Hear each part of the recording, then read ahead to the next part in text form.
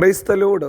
വേഗം വരുന്നവനായ നമ്മുടെ കർത്താവായ യേശുക്രിസ്തുവിൻ്റെ നാമത്തിൽ എൻ്റെ സ്നേഹവന്ദനങ്ങളെ ഞാൻ അറിയിക്കുന്നു.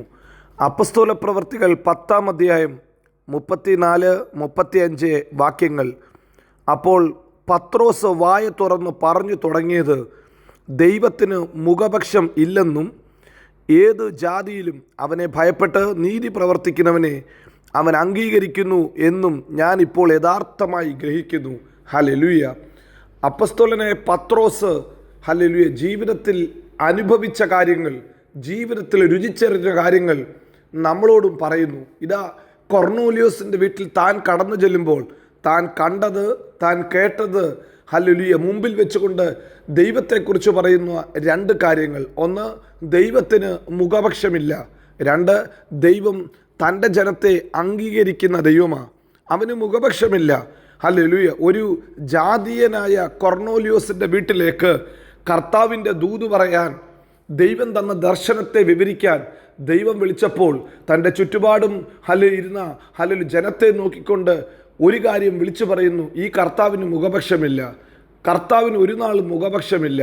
അവൻ തൻ്റെ ദൂത് പറയുവാൻ, തൻ്റെ കരം വെളിപ്പെടുത്തുവാൻ, തൻ്റെ പ്രവൃത്തി വെളിപ്പെടുത്തുവാൻ, തൻ്റെ സ്നേഹം വെളിപ്പെടുത്തുവാൻ മുഖം നോക്കാതെ ഇറങ്ങി വരുന്ന ദൈവമാണ്. ഹാഗാറിൻ്റെ നിലവിളി കേട്ടവൻ, അബീമലേക്കിന് വേണ്ടി പ്രാർത്ഥിച്ച ദൈവം ഹല്ലേലൂയ, അബീമലേക്കിൻ്റെ നിലവിളി കേട്ട് ഹല്ലേലൂയ ഉത്തരമരുളിയ ദൈവം ഹല്ലേലൂയ, അബ്രഹാമിൻ്റെ പ്രാർത്ഥന കേട്ട ദൈവം, ഇസ്രായേൽ ജനത്തിൻ്റെ നിലവിളി കേട്ട ദൈവം, ഒരു നാളും മുഖപക്ഷമില്ലാത്ത ദൈവമത്രേ. ഏത് ജാതിയിലും ഏത് ഹല്ലേലൂയ വിഭാഗത്തിലും പെട്ട വ്യക്തിയാണെങ്കിലും മുഖപക്ഷം കൂടാതെ അവൻ ഇറങ്ങി വരും. മുഖപക്ഷം കൂടാതെ പ്രവർത്തിക്കും. മുഖപക്ഷം കൂടാതെ ന്യായം വിധിക്കും. മുഖപക്ഷം കൂടാതെ മാനിക്കും. ഇന്ന് രാവിലെയും ഈ വചനം കേൾക്കുന്ന കർത്താവിൻ്റെ പ്രിയ പൈതലേ, ഹല്ലേലൂയ, യേശുവിൻ്റെ നാമത്തിൽ പ്രാർത്ഥിക്കുന്ന ഏത് വ്യക്തിയുടെയും പ്രാർത്ഥന കേൾക്കുമെന്ന് ദൈവത്തിൻ്റെ ഹല്ലേലൂയ പ്രോമിസാണ്, ദൈവത്തിൻ്റെ വാഗ്ദത്തമാണ്. ഹല്ലേലൂയ. മുഖപക്ഷം കൂടാതെ ന്യായം വിധിക്കുമെന്നുള്ളത് ദൈവത്തിൻ്റെ വചനമാണ്. ഹല്ലേലൂയ. മുഖപക്ഷം കൂടാതെ പ്രതിഫലം തരുമെന്ന് ദൈവത്തിൻ്റെ പ്രോമിസാണ്. ഇന്ന് രാവിലെ ഈ വചനം കേൾക്കുന്ന നിങ്ങളോടും പരിശുദ്ധാത്മാവ് പറയുന്നു, ദൈവത്തിന് മുഖപക്ഷമില്ല. ഹല്ലേലൂയ. എന്നെ കേൾക്കുന്ന സഹോദര സഹോദരി, ഒരുപക്ഷെ നിങ്ങൾ വിചാരിക്കും, ഞാൻ ഇങ്ങനത്തെ വ്യക്തിയെ, ഞാൻ ഇങ്ങനത്തെ കുടുംബത്തിലുള്ളതാ, എൻ്റെ വിദ്യാഭ്യാസം ഇങ്ങനെ, അല്ലെങ്കിൽ എൻ്റെ ഫാമിലിയുടെ ചുറ്റുപാട് ഇങ്ങനെയാണ്, എന്നോട് ആര് കരുണ കാണിക്കും, എന്നോട് ആര് ഇടപെടും, എനിക്ക് വേണ്ടി ആര് സംസാരിക്കും. ഹല്ലേലൂയ. ബ്രദർ സിസ്റ്റർ, പരിശുദ്ധാത്മാവ് പറയുന്നു, കർത്താവിന് മുഖപക്ഷമില്ല. കർത്താവിന് മുഖപക്ഷമില്ലാത്ത ദൈവമാണ്. ഹല്ലേലൂയ. രണ്ട്, അവൻ അംഗീകരിക്കുന്ന ദൈവമാണ്. ഏത് ജാതിയിലും ഏത് ഗ്രൂപ്പിലും പെട്ട വ്യക്തി നിങ്ങളായിക്കോട്ടെ, നിങ്ങൾ ദൈവത്തെ ഭയപ്പെടുന്നവനാണോ, ഹല്ലേലൂയ, ദൈവം നിങ്ങളെ അംഗീകരിക്കും. രണ്ട്, നിങ്ങൾ നീതി പ്രവർത്തിക്കുന്ന വ്യക്തിയാണോ, ദൈവം നിങ്ങളെ അംഗീകരിക്കും. ദൈവത്തെ ഭയപ്പെട്ട് നീതി പ്രവർത്തിക്കുന്നവനെ, ദൈവത്തെ ഭയപ്പെടുക മാത്രമല്ല അതോടൊപ്പം തന്നെ നീതി പ്രവർത്തിക്കാൻ നീ തയ്യാറെങ്കിൽ നിന്നെ അംഗീകരിക്കുന്ന ഒരു ദൈവമുണ്ട്. ഒരുപക്ഷെ നിൻ്റെ കുടുംബക്കാർ നിന്നെ അംഗീകരിച്ച് കാണത്തില്ല, നിൻ്റെ സമൂഹം നിന്നെ അംഗീകരിച്ച് കാണത്തില്ല, നിൻ്റെ ചുറ്റുപാടുമുള്ളവർ നിനക്ക് വിരോധമായി സംസാരിച്ചു കാണും, നിനക്ക് വിരോധമായി അവർ തന്ത്രങ്ങൾ മെനഞ്ഞു കാണും. ഭയപ്പെടേണ്ട, നിങ്ങളെ അംഗീകരിക്കുന്ന ഒരു കർത്താവുണ്ട്.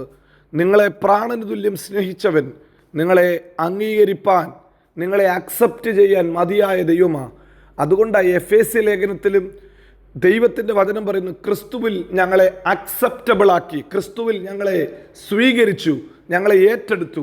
അതാ ദൈവത്തിൻ്റെ പ്രത്യേകത, അതാ കർത്താവിൻ്റെ പ്രത്യേകത.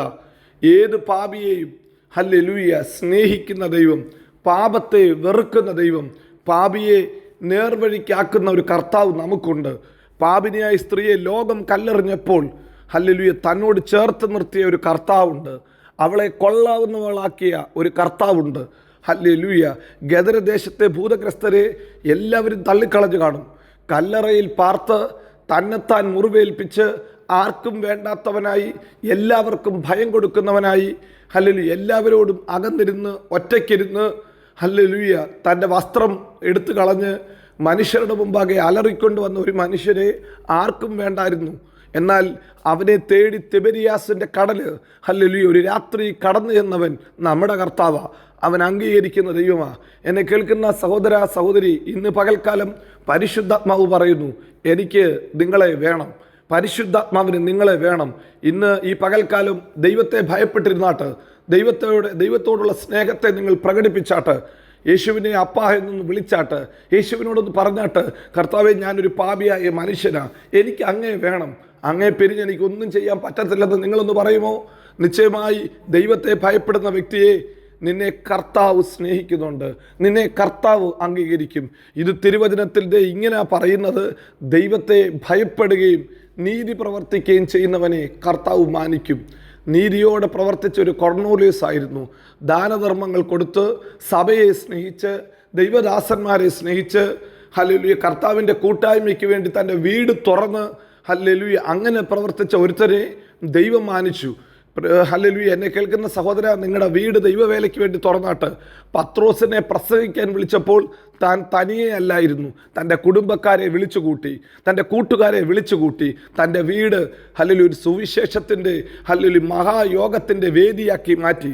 ഇന്ന് പകൽക്കാലവും കർത്താവിന് വേണ്ടി നിങ്ങളുടെ ഹൃദയം തുറക്കുമോ? വീട് തുറക്കുമോ? നിങ്ങളുടെ ഹല്ലേലൂയ സാമ്പത്തികത്തിൻ്റെ വാതിലുകൾ കർത്താവിന് വേണ്ടി തുറക്കുമോ? അവൻ നിങ്ങളെ അംഗീകരിക്കും.